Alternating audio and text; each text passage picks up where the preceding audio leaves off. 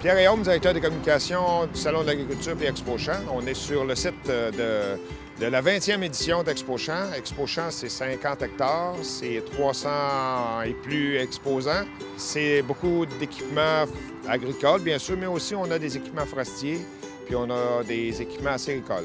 Le secteur agricole, je le dis souvent, c'est un des secteurs les plus technologiquement avancés au Québec. On en a la preuve avec la fourragère qui est derrière moi, dont la caractéristique principale, c'est que la cabine se tourne sur un axe de 180 degrés d'un côté ou de l'autre parce qu'il y a un cylindre qui la soulève.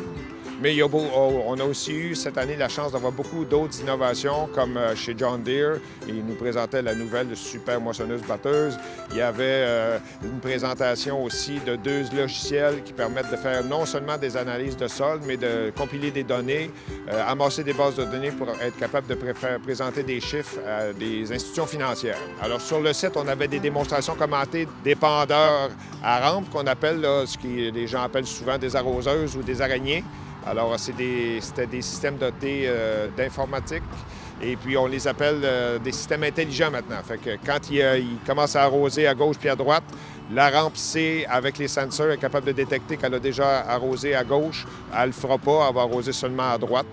Puis on a aussi beaucoup de nouveaux équipements acéricoles qui sont à niveau de pollution à peu près zéro. C'est des évaporateurs qui brûlent leur propre gaz. Alors, quand on arrive, on se met le nez au bout du tuyau, bien, il ne faut pas faire ça, là. Mais ça permet naturellement là, de voir que le taux d'émission polluant est quasi à zéro. Fait qu'il y a plusieurs marques internationales ici, italiennes, allemandes, américaines, françaises. Pichon est là. Puis on a eu vraiment la chaleur était écrasante.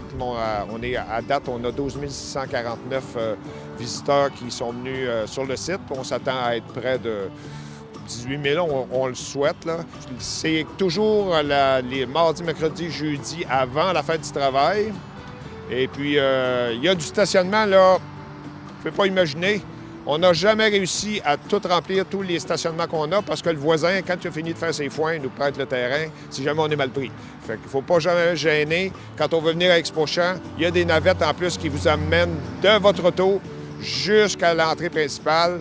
Vous repartez de la même façon. Fait que c'est une chose spécialisée, naturellement, pour les agriculteurs et agricultrices, mais on accueille les gens qui veulent venir voir par curiosité ou qui ont déjà vécu sur des fermes puis qui aimeraient donc ça se rappeler comment c'était dans le temps. Mais oubliez ça, les tracteurs, maintenant, comme je le dis, c'est des robots sur roues, c'est des plateformes technologiques, mais ça reste toujours à dimension humaine, puis ça suit, dans le fond, les progrès de l'agriculture en général. Fait qu'on remercie tous les gens qui sont venus nous voir, puis on espère vous voir l'an prochain.